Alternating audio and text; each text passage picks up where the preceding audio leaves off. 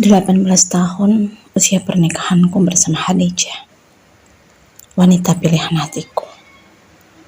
Bila di usia itu seorang anak sudah dikatakan sebagai remaja, aku kira dalam pernikahan sudah dianggap dewasa.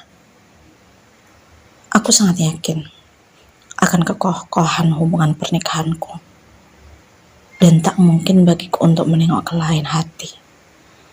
Karena hingga detik ini pun, tak sekalipun aku tergiur, bahkan untuk sekedar melirik keindahan yang bertebaran di luar sana. Karena cintaku untuk Khadijah tak ada yang berbeda. Semenjak kami bersua, hingga kini beranjak tua. Hanya satu yang sama. Kekuatan yang semakin kokoh untuk saling menjaga. Bukan hanya rangga, tapi juga hatinya. Hingga tiba kala seorang sekretaris mulai menemani setiap langkahku. Meski hanya dalam ranah kerja, tapi lebih dari 8 jam, aku selalu bersinggungan dengannya. Awalnya tak ada yang berbeda darinya. Pun, kala berkali-kali aku menangkap basah dirinya yang tengah terpaku menatapku, dan kerlingan binar indah yang tak henti mencoba menggoda. Aku masih menganggapnya sebagai hal yang biasa. Bahkan aku bisa menjadikan itu sebagai lelucon. Namun, lama-lama aku mulai menikmatinya. Dan merindu kala kerlingan itu tak nampak menggoda. Apa ini? Mengapa ada yang hampa kala sehari saja tak nampak mukanya? Bahkan, aku merasa kehilangan kala sejam saja tak mendengar suara mendayu, terdengar manja di rungku. Tak mungkin aku mencintainya, bukan?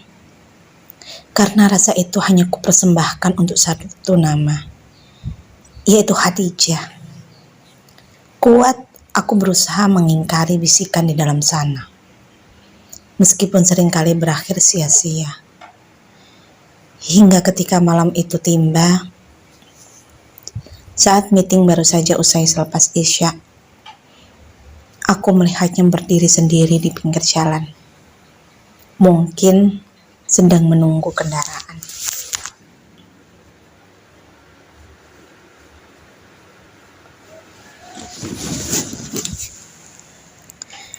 Naluriku jelas ingin mengabaikannya, tapi ragaku bertindak lain. Kuhentikan mobil tepat di depan Aida dan menawarinya untuk mengantarkan pulang. Karena aku rasa berbahaya bagi seorang wanita berdiri sendirian di kegelapan malam. Terbayang bagaimana bila Almira yang ada di sana. Apakah aku juga akan tega? Masuk, Aida, biar saya antar kamu pulang, pintaku begitu kaca mobil terbuka. Tidak perlu, Pak, aku sedang menunggu taksi, tolak Aida ragu dengan senyum simpul. Tidak apa-apa, naik saja, lagian kita juga satu arah kan? Tawarku lagi sedikit memaksa. Tapi sungguh, saat itu aku tak ada niat apa-apa padanya, kecuali hanya ingin membantu saja. Namun, ternyata kebaikanku dinilai lain oleh Aida, yang bahkan umurnya belum ada separuh dari usiaku. Berkali-kali kulihat Aida mencuri pandang padaku dengan jemari terjalin. Tanpa ingin memberi setitik asa, aku pun berpura tak menyadarinya. Hingga kala perjalanan tinggal hitungan meter,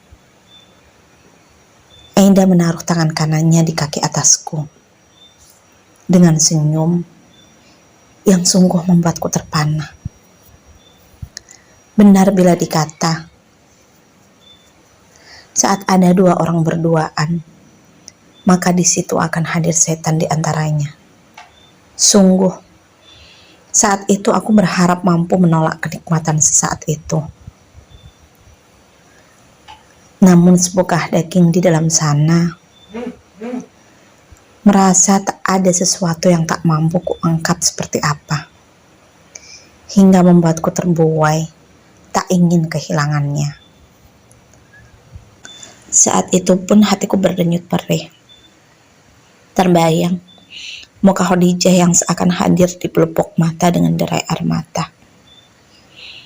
Tapi memang pantas bila dibilang nista, karena wajah Khadijah tak mampu menghentikannya. Hingga aku terbuai dalam rengkuhan gadis muda dan terbang, membawaku jauh merasuk ke dalam kubangan hina. Khadijah, maafkan aku, ratapku pilu di kedalaman sana. Selepas malam itu, aku seperti kehilangan kendali. Meski belum sah sebagai sepasang suami istri, tapi kami telah melakukan selayaknya yang telah dihalalkan. Aku tak ingin larut bergelimangan dosa. Meski sudah Aku tak ingin larut bergelimangan dosa. Meski sudah 2 tahun kami melakukannya. Aku memutuskan untuk membawa Aida ke dalam beduk rumah tangga. Meski untuk melakukannya, aku harus menutup rapat mulut karena tak ingin mencipta luka pada bidadariku. Sungguh, hingga saat ini pun cintaku hanya utuh untuknya. Bila ada Aida, itu hanya kesalahan yang tak sengaja kulakukan. Dan sebagai seorang lelaki, sudah seharusnya untuk mempertanggungjawabkannya, bukan? Meski untuk itu aku harus menggadaikan cinta suci Khadijah. Kucukupi semua kebutuhan Aida, layaknya seorang istri. Karena kini memang dia telah halal untukku. Bukan hanya kebutuhan pokok saja. Rumah pun aku siapkan untuk dia tinggali. Karena tak mungkin membiarkannya tinggal selamanya di kosan. Bukankah? Sebagai seorang suami, aku harus bersikap adil pada keduanya. Bila Khadijah tinggal di rumah yang nyaman, maka Aida pun mempunyai hak yang sama. Meski rumah Aida lebih kecil ukurannya, karena dia hanya tinggal sendiri. Kecuali bila aku ada waktu luang untuk menghampirinya. Aida pun tak menuntut banyak padaku. Kecuali hanya meminta sering dikunjungi dan perhatian lebih. Aku rasa itu tidaklah sulit untuk dilakukan. Selama dia tak minta pengakuan akan keberadaannya di hadapan dunia. Menyembunyikan bukan berarti tak ada niatku untuk mengungkap akan keberadaan Aida di antara kehidupan kami. Tapi sampai 5 tahun usia pernikahan dengannya, masih belum kudapati waktu yang sekiranya pas untuk menceritakannya. Apalagi aktivitas Khadijah yang sangat sibuk.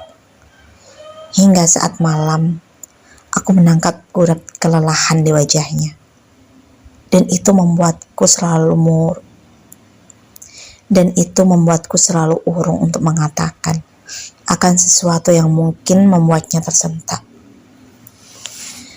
Namun, dengan kebesaran hati Khadijah yang terpatri di dirinya, aku yakin dia akan bisa menerima dengan kelembutan.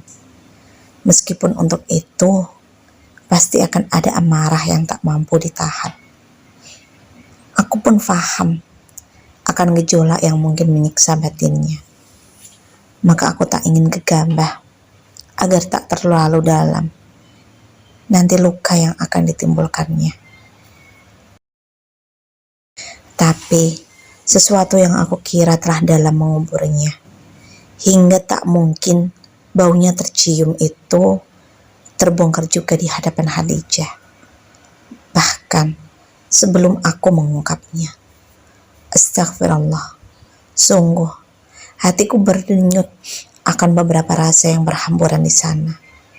Marah pada diri sendiri, kecewa akan kebusukan yang telah terjadi, dan yang kentara adalah perasaan takut kehilangan Khadijah. Dan benar, amarah Khadijah seakan telah berada di ujung kekuatan kala dia mengungkap akan keberadaan Aida. Aku menangis, bersujud, dan memohon ampun padanya.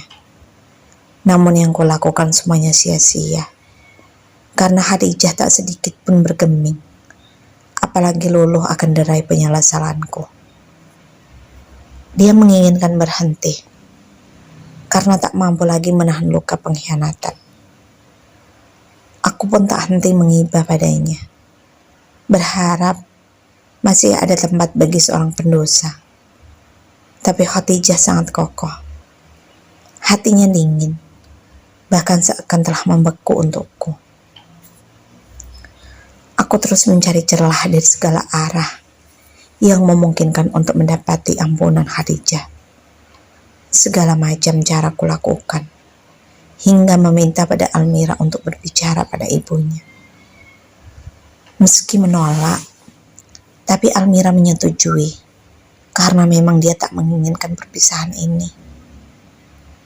Dengan satu syarat, menceraikan Aida di hadapan seluruh anggota keluarga. Aku pun tak keberatan, karena itu hanyalah satu-satunya jalan yang kumiliki. Meski untuk itu, aku harus merelakan Aida. Bagiku tak apa daripada harus kehilangan Khadijah. Dan aku pun setuju untuk menceraikan Aida selepas persalinannya.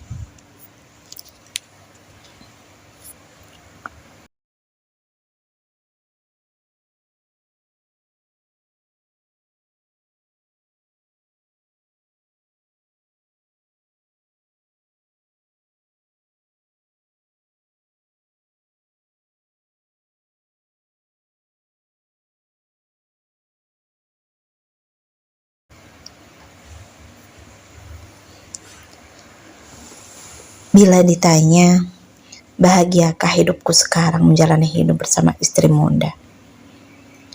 Aku berusaha untuk bahagia. Tapi lebih jelas, aku lebih bahagia kalau melewati hari bersama wanita yang namanya tak pernah pudar dari hatiku. 25 tahun.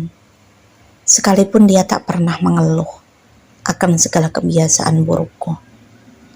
Bahkan kalau aku terperosok dalam bisnis pun, dia dengan sabar menuntunku agar tetap mampu berdiri di atas kedua kakiku sendiri.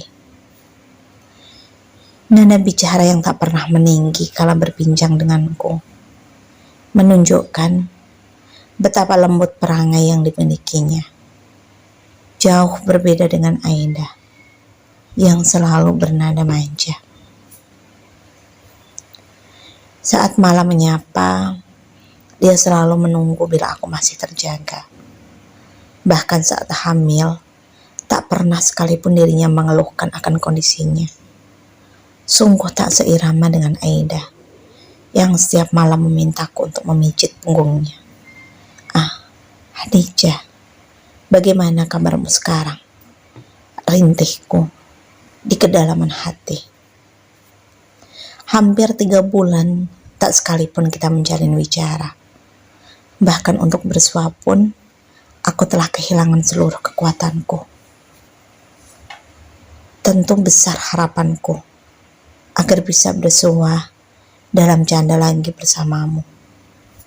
Tapi melihat butiran kristal yang menggenangi matamu, seakan menekanku untuk mewujudkan seluruh inginku. Aku tahu kau sedang berusaha menyembunyikan laramu dari tatapan dunia. Tapi bukankah butiran kristal itu menandakan akan dalamnya luka? Andai aku dapat menukar larangmu dengan umurku, maka tak segan akan kuserahkan hidupku.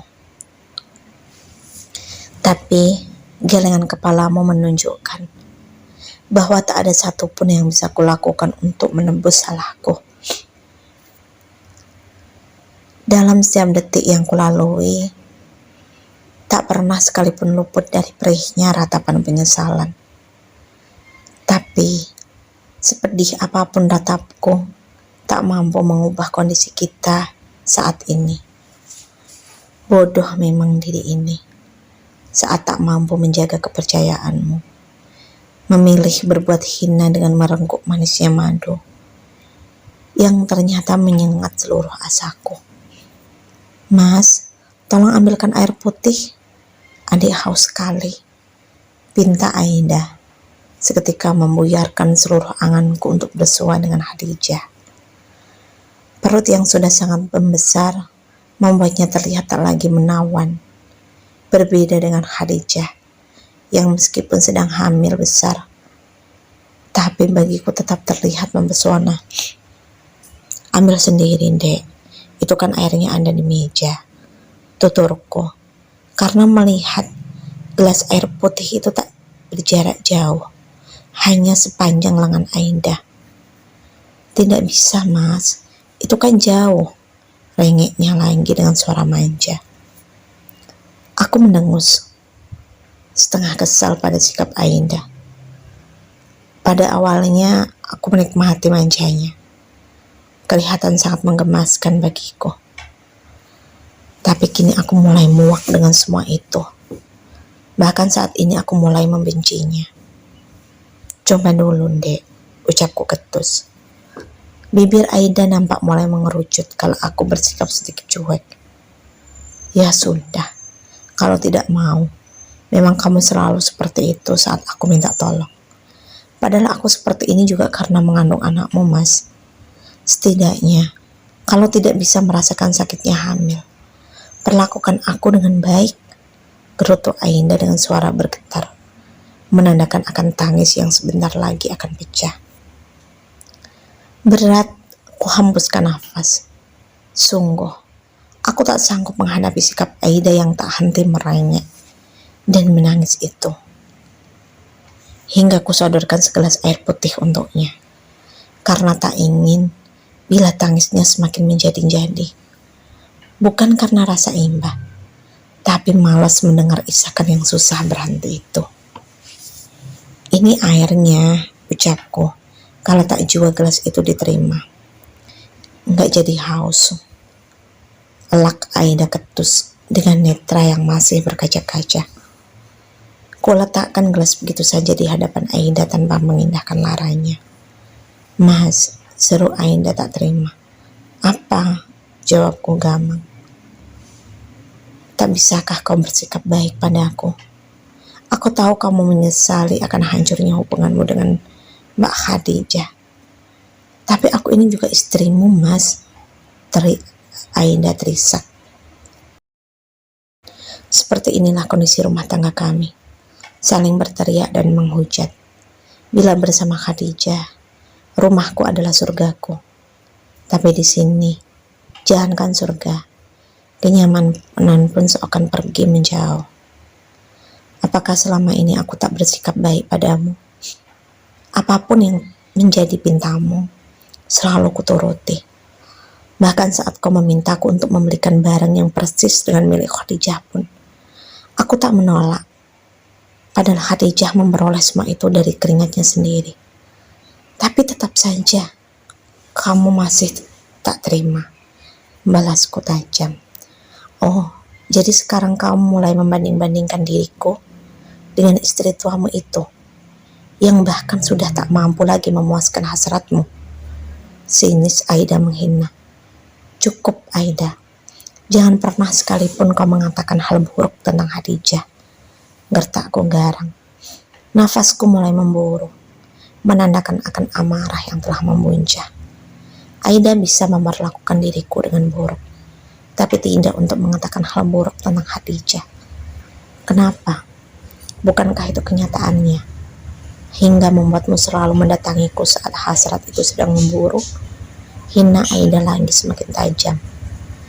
Yang jelas, semua kehinaan ini terjadi karena kesalahanku. Dan juga dirimu yang tak henti selalu berusaha menggundahku. Bukan karena Khadijah, bentakku keras. Semua lelaki yang mencari kepuasan di luar, itu jelas karena istrinya di rumah tak becus melayani. Bukan karena wanita lain, sindir Aida dengan senyum masam. Hampir saja ku robek mulut Aida. bila nalarku tak mampu menahannya. Sungguh, kini Aida mulai menunjukkan wujud aslinya. Dia adalah iblis yang terbalut dalam tubuh manusia. Bila bukan karena anak itu, maka aku pasti sudah meninggalkanmu, Aida. Jadi jangan berbesar kepala jika aku masih di sini dan bertahan dengan segala perlakuanmu. Gertakku dengan menunjuk perutnya. Oh, jadi kamu ingin kembali dengan istri rentamu itu, melewati setiap malam yang kau miliki dengan keheningan. Ejek Aida sembari menatapku tajam. Kenapa tidak? Karena kebahagiaan pernikahan itu bukan hanya soal nafsu, tapi juga ketulusan. Meskipun nanti harus kuhabiskan sisa umurku dengan menghamba pun, aku akan tetap memilih untuk berada di dekat Khadijah. Paham? Bentakku tak kalah tajam. Jadi kamu serius ingin menceraikanku? Tukas Aida lagi dengan wajah memerah. Entah karena gentar atau amarah. Setelah anak itu lahir, maka sudah pasti aku akan menceraikanmu. Karena itu juga menjadi syarat Khadijah untuk mempertimbangkan utuhnya rumah tangga kami. Jadi jangan berharap banyak padaku. Tandasku, tanpa ragu sembari berlalu. Aku tak yakin kamu benar-benar bisa lepas dariku dengan segala kenikmatan yang selama ini kuberikan padamu. Ungkap Aida mengiringi langkah beratku ke kamar. Tak akan ada habisnya bila menanggapi perkataan Aida, karena aku rasa ada ribuan ujaran kebencian yang telah dia bawa sejak dari kandungan. Singkatnya waktuku mengenal dirinya memang menjadi bumerang bagiku saat ini, yang dulu memilihnya menjadi idaman. Bukan aku tak pernah menginginkan dirinya hadir di tengah-tengah kehidupanku. Bukan. Pada dasarnya, aku tak pernah menginginkan dirinya hadir di tengah-tengah kehidupanku. Tapi Aida lah yang sengaja hadir untuk merusakku. Aku seorang lelaki yang tak jarang besarnya hasrat mengalahkan kekokohan naluri. Bila manisnya madu tak henti menetes, maka aku akan tetap menjeleknya meski aku tahu ada racun yang dibawa di antara manisnya. Namun, kini aku telah membayar semua kehilafanku dengan segala yang kumiliki. Masih tak pantaskah diri ini untuk kembali merengkuh kedamaian? Atau telah hilang semua hakku akan kebahagiaan di bumi ini? Allahu Rabbi, tolong tunjukkanlah pintu taubatmu. Rintihku dalam hati.